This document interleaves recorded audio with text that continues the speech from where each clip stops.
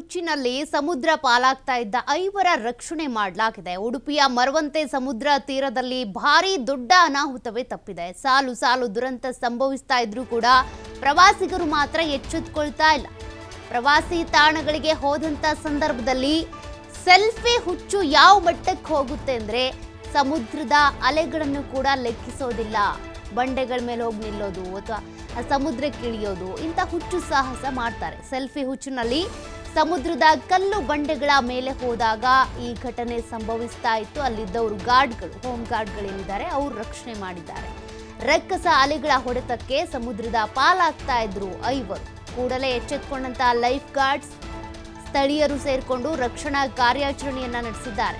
ಪ್ರತ್ಯೇಕ ಕಾರ್ಯಾಚರಣೆಯಲ್ಲಿ ಬೆಂಗಳೂರು ಮೂಲದ 4, ಗೋವಾ ಮೂಲದ ಓರ್ವ ಮಹಿಳೆಯ ರಕ್ಷಣೆ ಆಗಿದೆ. ರಕ್ಷಣಾ ದೃಶ್ಯಗಳನ್ನು ನೀವು ಗಮನಿಸ್ತಾ ಇದ್ದೀರಾ.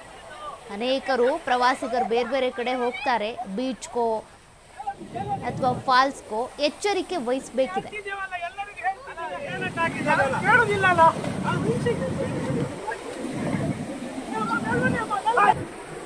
ಹೇಳ್ತಿದ್ದೇವೆ ಎಲ್ಲರಿಗೂ ಹೇಳುದಿಲ್ಲ.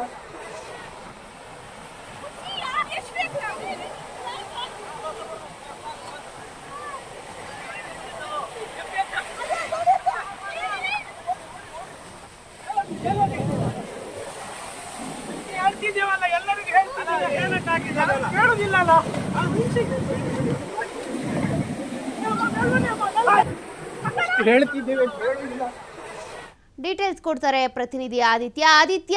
ಒಂದು ವಾರದ ಹಿಂದೆ ಯಾವ ರೀತಿ ರಕ್ಕಸ ಮಳೆ ಬರ್ತಾ ಇತ್ತು, ಅನಾಹುತಗಳಾಗಿದ್ವು, ಆಗ್ನಿಂದ ಕೂಡ ಎಚ್ಚರಿಸ್ತಾ ಇದ್ರು, ಪ್ರವಾಸಿಗರು ಮಾತ್ರ ಎಚ್ಚೆತ್ಕೊಂಡಂತೆ ಕಾಣಿಸ್ತಾ ಇಲ್ಲ.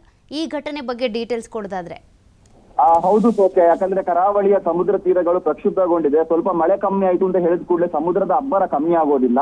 ಹಾಗಾಗಿ ಪ್ರಮುಖವಾಗಿ ಮಂಗಳೂರು ಮತ್ತು ಉಡುಪಿಯ ಎಲ್ಲಾ ಸಮುದ್ರ ತೀರಗಳಲ್ಲೂ ಕೂಡ ಪ್ರವಾಸಿಗರಿಗೆ ನಿರ್ಬಂಧವನ್ನ ಹೇರಲಾಗಿದೆ. ಈ ಕಾರಣದಿಂದಾಗಿ ಪ್ರವಾಸಿಗರು ಬೇರೆ ಬೇರೆ ಪರ್ಯಾಯ ಸಮುದ್ರಗಳನ್ನೆಲ್ಲ ಅವಲಂಬಿಸ್ತಾ ಇದ್ದಾರೆ. ಪ್ರಮುಖವಾಗಿ ಮರವಂತೆ ಸಮುದ್ರ ತೀರ, ಆ ಸಮುದ್ರ ತೀರ ನೋಡೋದಕ್ಕೆ ಬಹಳ ಸುಂದರವಾಗಿದ್ರು ಕೂಡ ಇಳಿಯೋದು ಅಷ್ಟು ಸುರಕ್ಷಿತ ಅಲ್ಲ. ಆದ್ರೆ ನಿನ್ನೆ ಅಲ್ಲಿ ಹೋದಂತ ಪ್ರವಾಸಿಗರು ಏನಿದ್ದಾರೆ, ಇವರು ಸೆಲ್ಫಿ ತೆಗೆಯುವಂತ ಒಂದು ಹುಚ್ಚಾಟದಿಂದಾಗಿ ಆ ಮರವಂತೆಯ ಸಮುದ್ರ ತೀರದ ಕಲ್ಲು ಬಂಡೆಗಳ ಮೇಲೆ ಹೋಗಿದ್ದಾರೆ. ಏಕಾಏಕಿ ಸಮುದ್ರ ಪ್ರಕ್ಷುಬ್ಧಗೊಂಡು ಆ ಅಲೆಗಳ ರಭಸಕ್ಕೆ ಅವರು ಸಮುದ್ರಕ್ಕೆ ಬೀಳುತ್ತಾರೆ. 5 ಇದ್ರು, 4 ಬೆಂಗಳೂರು ಮೂಲದವರು, 1 ಗೋವಾದವರು. ಹಾಗಾಗಿ ಇವರನ್ನ ತಕ್ಷಣ ಅಲ್ಲಿದ್ದಂತ ಲೈಫ್ ಗಾರ್ಡ್ಗಳು ಸೇವ್ ಮಾಡಿದ್ದಾರೆ. ಯಾಕಂದ್ರೆ ಆ ವಿಡಿಯೋದಲ್ಲೂ ಕೂಡ ನಾವು ಗಮನಿಸಿ ಹೋಗ್ಬೋದು, ಅವರಷ್ಟು ಹರಸಾಹಸ ಪಟ್ಟರು ಕೂಡ ಅವರನ್ನ ಹೊರತರುವಂತದ್ದು ಅಷ್ಟು ಸುಲಭವಾಗಿರ್ಲಿಲ್ಲ. ಅಲೆಗಳ ರಭಸ ಅಷ್ಟರ ಮಟ್ಟಿಗಿತ್ತು. ಆದ್ರೆ ಅದೃಷ್ಟವಶಾತ್ ಒಂದು ದೊಡ್ಡ ಅವಘಡ ಅನ್ನುವಂಥದ್ದಲ್ಲಿ ತಪ್ಪಿ ಹೋಗಿದೆ. 5ರನ್ನ ಕೂಡ ಅಲ್ಲಿನ ಲೈಫ್ ಗಾರ್ಡ್ ಸಹಿತ ಆ ಸ್ಥಳೀಯರು ರಕ್ಷಣೆ ಮಾಡಿದ್ದಾರೆ. ಇನ್ನಾದ್ರೂ ಪ್ರವಾಸಿಗರು ಎಚ್ಚೆತ್ತುಕೊಳ್ಬೇಕು. ಉಡುಪಿಯ ಜಿಲ್ಲಾಡಳಿತ ಎಲ್ಲಾ ಸಮುದ್ರ ತೀರಗಳಲ್ಲೂ ಕೂಡ ಸಿಬ್ಬಂದಿಗಳನ್ನ ನಿಯೋಜನೆ ಮಾಡಿ ಯಾರು ಈ ತರ ಹುಚ್ಚಾಟವನ್ನ ಮಾಡ್ತಾರೋ ಅವರ ವಿರುದ್ಧ ಕಠಿಣ ಕ್ರಮವನ್ನ ಕೈಗೊಳ್ಳಬೇಕಾಗಿದೆ. ಸೌಖ್ಯ. ಓಕೆ, ಥ್ಯಾಂಕ್ ಯು ಆದಿತ್ಯ ಮಾಹಿತಿಗೆ.